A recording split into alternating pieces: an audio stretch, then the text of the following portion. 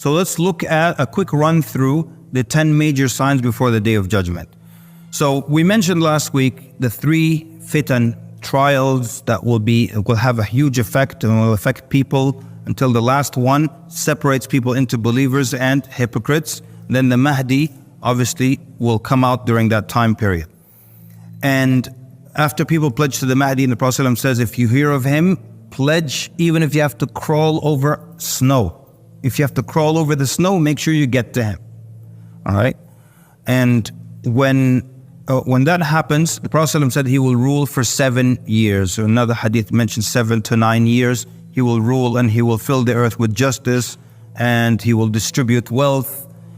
But the Dajjal emerges during this time period. And before the Dajjal emerges, the Prophet ﷺ mentioned 3 years. The first year before the emergence of the Dajjal, Allah subhanahu wa ta'ala will command the sky to withhold 1/3 of its rain and the earth to withhold 1/3 of its vegetation.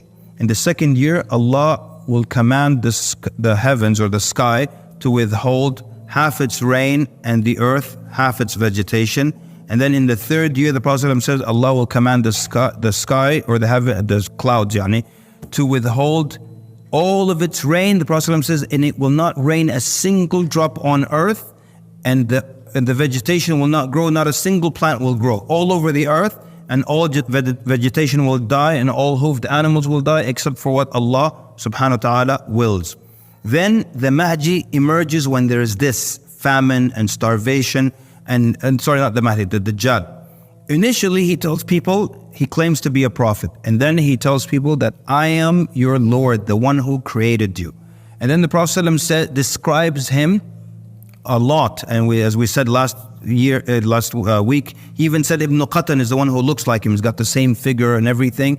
He is a human being. He has 2 eyes, not one. He is not a cyclops. Human beings have 2 eyes in their head, and if one of them is non-functional, you say you have 1 eye. It doesn't mean you're a cyclops. Yeah, you've seen that video on YouTube. This Turkish baby was born and has 1 eye henna. And the question is they put this nasheed in the background and they wrote, is this the Dajjal? It's bad enough for these 2 parents that their baby was born with 1 eye, and now they have to find a video of him on YouTube being accused of being the Dajjal. So the Dajjal has 2 eyes, one of them being bad, and he has curly hair, and he has as white as complexion, and he is towards the shorter end of being of his height, but he's like not short, but is not tall either. And then he travels the earth. The Prophet ﷺ said when he first emerges, the first day will be the length of a year.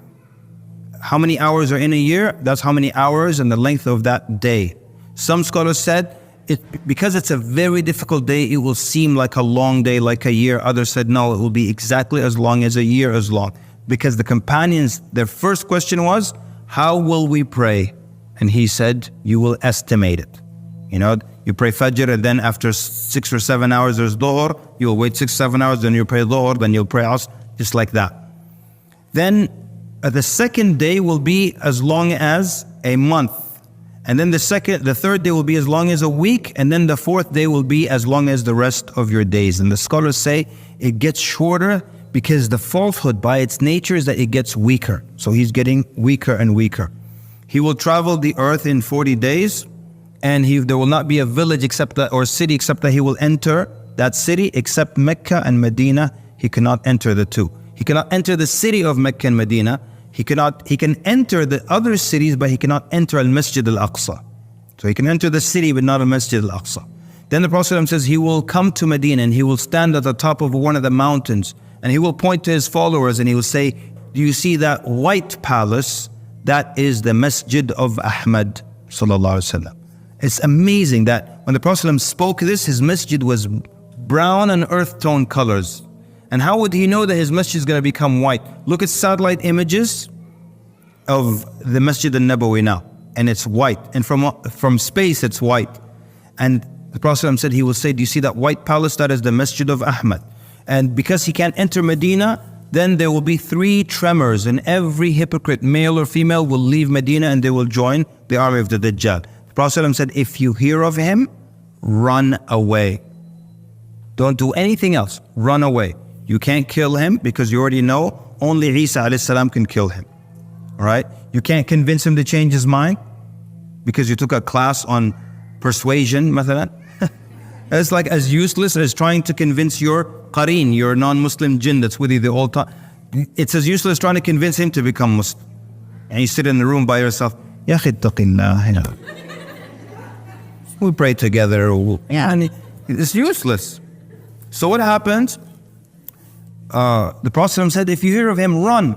And as I mentioned last week, people will tie their family members to their home so they don't go and join the Dajjal. The Prophet ﷺ said, a man will hear of the Dajjal and he will be confident in his iman. Like, there's no way I'm going to believe a man is Allah. And he will go there and he'll be convinced and he will follow him. That's why he said, run away. You don't know. Believers will follow, non-believers will follow him, and he will produce things. He will first of all, he will command an area of the earth, yani a land, and every precious gem, metal underground will come up. The Prophet ﷺ said, like a swarm of bees, it will follow him. He will command it to rain, it will rain instantly, vegetation will grow instantly, and the animals will eat from it, and their udders will fill instantly. And so the people of the village will believe in him. Then he'll go to another village, and he'll show them the rivers and the rain and all that, and they will refuse to believe in him. And he will leave them in a more difficult situation, more drought, more famine. Then the Prophet ﷺ said he will come with a river of fire and a river of water at a time when you need water. And he will say, if you believe in me, you can drink from this water. If you don't believe in me, this fire. And the Prophet ﷺ says, his advice to us, he said, close your eyes and drink from the fire. It will be water. It looks like fire. The scholar said, why did he say close your eyes? Because you can't put your face in fire as you're staring at it. Close your eyes so you don't see it and put your face in that. It will be actual cool water. And those are the believers. And then, of course, we're moving quickly. Then he gets aggressive and he's not killing anyone. He is just testing people and the shayateen will assist him. By the way, in the story of the Dajjal, you don't hear about the Illuminati or anything else. Okay? So that they will pave the way. What paved the way? Do you see pave the way in this story? So the shayateen will assist him. So he will tell a person, if I bring your mother and father back to life, will you believe that I'm your Lord?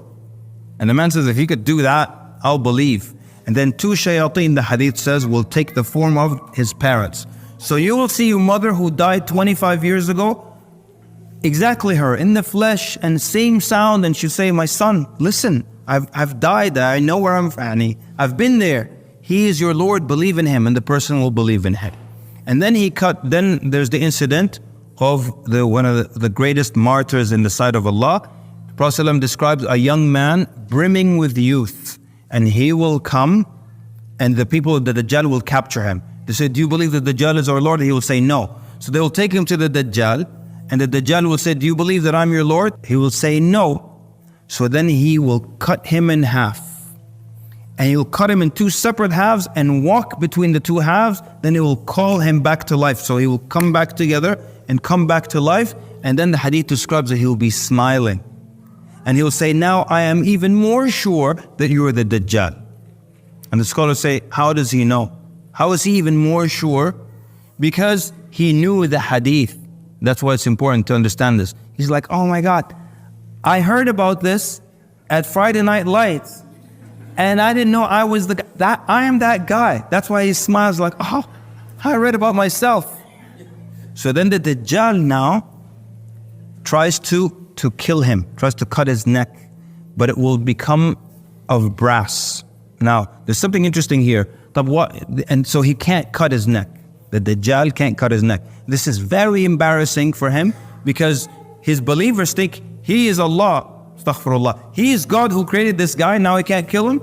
Very embarrassing. But what's interesting, I always think about why is it that his knife just wouldn't work? Why does his neck change to brass?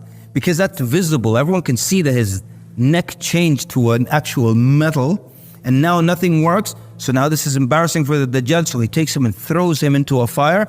But the Prophet said he will actually be throwing him into a Jannah, and he will be of the greatest martyrs in the sight of Allah. So now The Dajjal has an army, so the Mahdi, even though he knows he cannot kill the Dajjal, he prepares an army to resist the Dajjal. And that's why I always say there's a lesson in that. The Mahdi knows he can't kill the Dajjal, but he still does his part, you know? So same thing for us. We don't sit and wait for the Mahdi. That's paralyzing. You sit and wait for the Mahdi, he's going to do the work. No, you do your work. Even if it's something the Mahdi can do, you do your part, you resist. So the Mahdi puts together an army, and there will be a battle between the believers and the forces of the Dajjal. And the battle will be so severe that if a bird flies over the battlefield, from the heat and from all the projectiles, it would drop dead. And 1/3 of the army will be martyred. And the Prophet ﷺ said they will be of the greatest martyrs in the sight of Allah. And 1/3 of the army will run away. And the hadith says Allah will never forgive them. And 1/3 lives to fight the next day. So the next day they fight and they break into that. Martyrs, those who run away, those who remain. You see, the group is getting cleaner and cleaner also. Then on the 4th Fajr, so or maybe it's the 3rd day of battle. So basically what happens, then like I described it earlier, they make the iqamah, they're about to pray Fajr, and then they see the sky open up. And the Prophet ﷺ describes they will see Isa alayhi salam descending with a hand on the wing of each angel. He's with 2 angels, hand on this wing, hand on this wing, and he's descending. Prophet ﷺ describes his hair. And every time he describes him, he describes his hair. And when he describes the Dajjal, he describes his hair. So that people don't be confused between Al-Masih, Isa ibn Maryam, and Al-Masih, Ad-Dajjal. This guy has curly hair, this guy has long, soft hair. كأنه خرج من ديماس, is as if he just came out of a shower basically, or a bath, where your hair is still limp and wet. Always describe his hair like that, long and limp. And then even describe the color of the garment he's wearing, lightly yellow, yani light yellow on it, and he comes down like this. When he descends down, imagine seeing that. Oh, amazing, huh? Seeing 2 angels with your own eyes and seeing Isa alayhi salam. So when he lands, the believers, they leave the prayer lines and they rush to him. And the Prophet ﷺ said, he will wipe on people's faces and tell them their place in Al-Jannah. Wipe on your face, tell them your place in Al-Jannah. Wipe on your face. I always say, imagine missing that Fajr. You come back, your roommate is still sleeping. He's like, hey, you missed Fajr. He's like, yeah, I'll make it up. No, habibi, we saw angels, ya akhi. Isa told us our place in Al-Jannah. So then Al-Mahdi will say, taqaddam ya ruh Allah, and he will push him like from this shoulder here. He'll say, the iqamah was made for you. And the scholars say a number of things. Number 1, Isa alayhi salam prays behind the Mahdi to indicate, I am not coming as a prophet, but I'm coming as a follower of your Prophet sallallahu alaihi wasallam. So the scholar said something interesting, that Isa alayhi salam is a prophet and a sahabi. Yes, he qualifies. Sahabi is someone who met the Prophet ﷺ while he was alive. He met him during the Isra and Mi'raj journey and believed in him. And when the Prophet ﷺ died, he was still a believer in him. So he's a sahabi. And someone asked me once, do the people who saw Isa become tabi'een? No, they don't become tabi'een. So that's 1. 2, because the scholar said, Al-Mahdi has Al-Quran and Isa alayhi salam has the Injil. And which one is superior? No doubt. So he prays behind the Mahdi, then we don't hear anything else about the Mahdi. But he comes as a warrior, not turn the other cheek or all these others. He comes as a warrior. The Prophet ﷺ said he can kill the Dajjal just by looking at him. He said if he looks at him, ذَابَ كَمَا يَذُوبُ الْمِلْحُ فِي الْمَاءِ يَذُوبَ الْمِلْحُ فِي الْمَاءِ. If he looks at him, he will dissolve just like salt dissolves in water. So he can kill him just by looking at him, but he doesn't kill him by looking at him. He takes a spear and he chases him. Oh man, there's so many interesting things. Like where Isa alayhi salam comes down is a very interesting story. Comes down near, should we go into this? There's so little time. He comes down near the white minaret in the eastern side of Damascus. In the year 741 after the Hijrah, Ibn Kathir rahimahullah says, the Christians in Damascus, with no right, destroyed a minaret for the masjid in Damascus. So the ruler, as a punishment, made them rebuild it from their own money. So they rebuilt it from a white stone or white marble. And Ibn Kathir and others who were alive, when they saw that, they're like, A white minaret on the eastern side of Damascus. Google white minaret, you'll see it today. It's still standing. So the irony is beautiful. Like Isa alayhi salam, that the Christians claim to follow, will come down on the side of the Muslims at the site that you paid for from your own pocket. It's so in your face, I don't know. So basically, then, but let's go to where Isa alayhi salam takes a spear and he chases the Dajjal. And he catches up to him near the eastern door of Lud in Palestine. And then he stabs him with the spear, and he raises the spear and he shows the blood to everybody. Why? Because if he just looks at him until he dissolves, his followers are going to say, nonsense. Oh, our Lord left the worldly big body and he ascended and went back to the heaven, right? But if they see blood, they're going to say, oh, that wasn't God. God can't be killed by a spear. And they will realize that when he lifts that blood up in the spear, they will scatter everywhere. The army of the Dajjal scatters everywhere. And that's when the Muslims go after them and they finish them off. And then the hadith says, فَبَيْنَمَا هُمْ كَذَلِكَ. While they're in that situation, Allah announces to them that I have let loose servants of mine that nobody can withstand. Because Isa alayhi salam, he comes as a warrior. Before killing the Dajjal, he kills with his breath. He comes as a warrior, and it's the next day of battle, right? So when the battle starts, from his breath, everything until the horizon, every soldier until the horizon dies. You just imagine like dominoes. Like he looks this way, and just like dominoes, tick, tick, tick, tick, tick, tick, tick, until as far as his eye can see, people drop. Imagine a soldier like that in your army. You know, he's blowing this way, blowing this way. They're getting close from this side. You're like, Isa, Jazakallah khair, just look this way. He looks this way, tick, tick, tick, tick, tick, tick, people drop. So look at the power that he has here. Then he kills the Dajjal. But even though he could kill people with his breath until the horizon, Allah tells him nobody can handle them. Which is beautiful because it's still saying he's not God, he's not divine. Because even though he can kill people in this magnificent way, a few moments later or a little while later, he's told nobody can handle them, which indicates he's not divine. Because now you have to hide.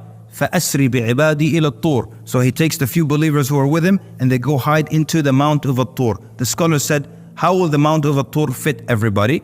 Two opinions. One says Allah will make it fit everyone. The second opinion says it might be another mountain at that time that is called At-Tur, and they will hide there. Ya'juj and Ma'juj will come out.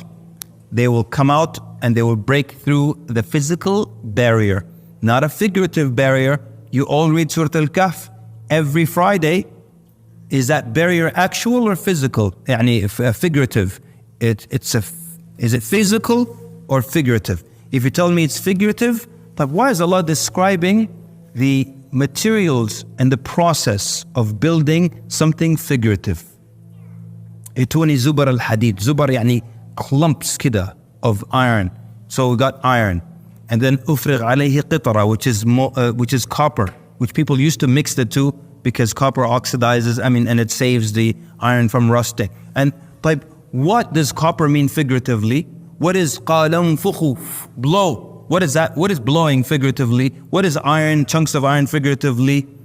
What is this said figuratively? It's an actual barrier. They break through and they come out angry because you're the ones who trapped us. So they begin to kill everybody on earth. I'm going to go super fast now. Isa alayhi salam and the believers, they wait until they're hungry and they're poor. The Prophet says, until the head of an ox to one of them is more beloved to them than 1,000 dinars for one of you. That's how poor they are. Then finally, and they're just making dua to Allah. That's all they can do. And even though Ya'juj and Ma'juj scour the earth, they'll never find them. And the scholar said, just like you believed in Ya'juj and Ma'juj without being able to see them, your reward is that they will not be able to see you. So then a young man volunteers to go see what's going on, if they're gone or not. And they all bid him farewell. They expect him to die. And he goes out, and Ya'juj and Ma'juj are dead everywhere. Because when they were making dua, Allah sent a naghaf, these small worms that enter into their bodies and they go into their brain. فَيَمُوتُ the Prophet ﷺ said, they die the death of one man. Yani when you have billions of people or millions of people, everyone has a different immune system. So today this guy, his throat itches and he coughs. Tomorrow he dies. Then tomorrow the next guy starts, I think I'm coming down with something, then he dies. But the Prophet ﷺ said they all die the death of one man. So these millions, how does one man die? Like this? All these millions die the same instant. All of them just drop, shoot, like that. So he goes out and finds all the dead bodies. Then he lets Isa and the believers, alayhi salam, and the believers know that they're all dead. Then they come out and then, but there are dead bodies everywhere and the whole world reeks. So they make dua to Allah Azza wa Jal again. And the Prophet ﷺ says, Allah will send birds that have necks like camels, long necks. And they will carry the bodies of Ya'juj and Ma'juj to wherever Allah decrees. Other scholars said, or narrations mentioned, they will throw them out in the ocean. And then Allah subhanahu wa ta'ala will send a thick heavy rain that will cleanse the earth. فَتُصْبِحُ كَالزَّلَفَ. So it looks like a mirror, shining and bright. And it will be said to the earth, it will be said, return your ثَمَرَتَكِ وَرُدِّي بَرَكَتَكِ. Yani return your fruit and return your original blessings. And the Prophet ﷺ described that a group of men can eat one pomegranate and they can even get shelter under its skin. That one cow will produce enough milk for the entire village and one sheep for the whole family. And this is true peace on earth. There's not a single liar, not a disbeliever. Isa alayhi salam broke the cross symbolically and he killed the pig symbolically. Some scholars said not a single pig will remain on earth. Finally, you don't have to say, oh, is it put on the same grill as pork? None of that stuff, okay? Others said symbolically he will kill the pig. And the people will only see true dreams. And the child will put its hand in the burrow of the snake and it will not bite him. And predatory animals will not attack the cows and the sheep. It's just the best time to ever be alive. And the Prophet ﷺ said a sajda will be better than the whole world and everything in it. And you just imagine that. You make sujood, you're not in a rush to get out of it, to run to the market or to do this. Just that's it. Only the best of people are alive.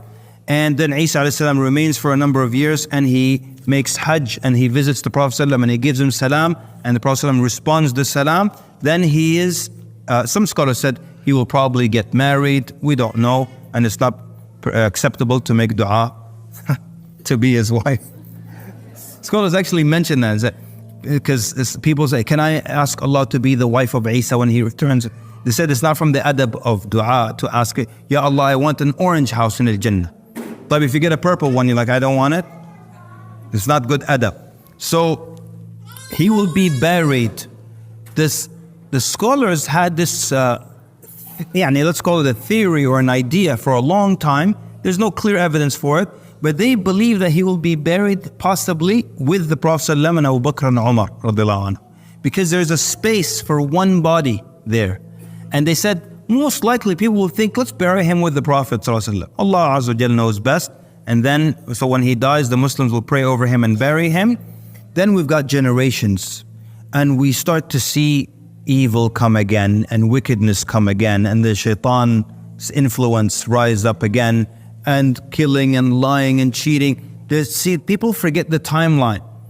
There's going to be, the timeline, there are generations and the beast emerges and marks people and then generations come and then the smoke and then, so when Islam then disappears and there's no, the Quran, there's not a Mus'haf on earth, it will be lifted. All this is very end of times. The Kaaba will be destroyed, very end of times. Prophet ﷺ said, يُخَرِّبُ الْكَعْبَةَ ذُو السُّوَيْقَتَيْنِ مِنَ الْحَبَشَةِ. A man by the name of ذُو السُّوَيْقَتَيْن, by the description of having two bow legs. And the Prophet ﷺ described him with small ears and physically a deformed body. And he will destroy the Kaaba. The Prophet ﷺ says, كَأَنِّي بِهِ. It's as if I'm looking at him right now. يَقْلَعُهَا حَجَرًا حَجَرًا. He's taking it apart, stone by stone, brick by brick. Nobody stops him. Yes, because nobody knows what the Kaaba is. This is very end of times. No one has a clue. So he destroys the Kaaba, nobody stops him. And Allah doesn't stop him because what's the use of stopping him? Allah stopped Abraha and his elephants because if they destroyed the Kaaba, they would have threatened its existence. They would have switched it to the one in Yemen. But here, Allah's not going to protect the Kaaba. There's no need for it. Nobody knows what it is. This is very end of time. So sometimes people get confused. That's because they don't pay attention to the timeline. But basically, after that, we've got 3 signs so far. The Dajjal, Isa, Ya'juj and Ma'juj. These 3 happen in order. There's no dispute about the order. You saw how they were attached to each other, right? That's why when somebody says Ya'juj and Ma'juj are out, la habib. Unless we're Ya'juj and Ma'juj, they're not out, okay? Then there will be a landslide, no detail here. A landslide in the east, a landslide in the west, and a landslide in the Arabian Peninsula. We all know what a landslide is. Are we talking about a little sinkhole in a neighborhood in Guatemala? No, it's so major that everybody recognizes it because one of the major signs. So that now we're up to 6. Landslide east, west, Arabian Peninsula, and the first 3. Then the sun rises from the west that we talked about, and the beast that emerges from the earth. And the Prophet said, whichever one comes first, the other one will come right after. Then the smoke. And the smoke is actual physical, thick, heavy smoke that fills everything. The roads, every room, every house, everywhere. And when you inhale this smoke, the believer gets the sniffles. But the disbeliever becomes blackened and he becomes bloated. And so it will label them like that. And then after that is the great fire that gathers all the people to the land of resurrection. So it's a fire that's bringing people. Some scholars say from all around the earth. Others say just from I don't know, maybe like the Middle East, parts of Asia will be pushing people. It's like, imagine it like lava almost. It's traveling with people. Prophet said, تَقِيلُ حَيْثُ قَالُوا. Yani wherever they stop to take a nap, the fire stops moving.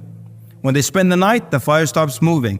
When they get up next day and start moving, it moves with them. What if a guy says, I notice when we stop, it stops. I'm not going anywhere. That's what you're thinking of, Kaleem, right? Prophet said, مَنْ تَخَلَّفَ عَنْهَا أَكَلَتْهُ.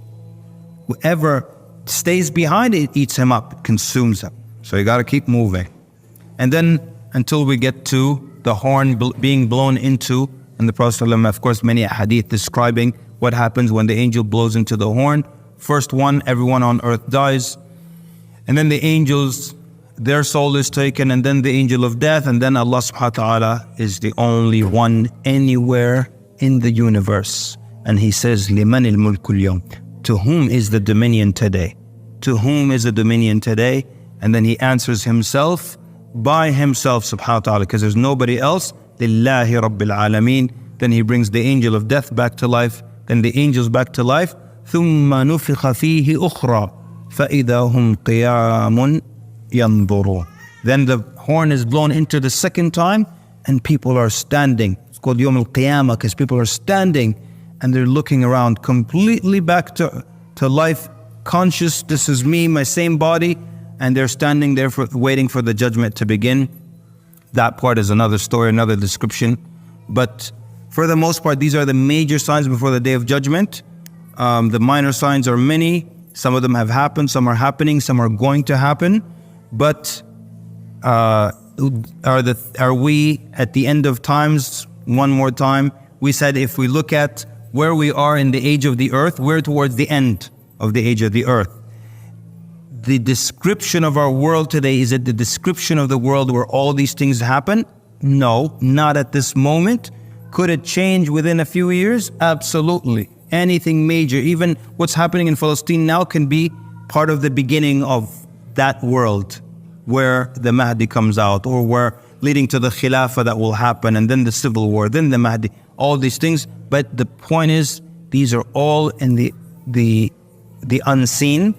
So we can just look at what's going on, and we can say this is possible, this is plausible, but we can't fill in the blanks as we please, and all the other games that are played online.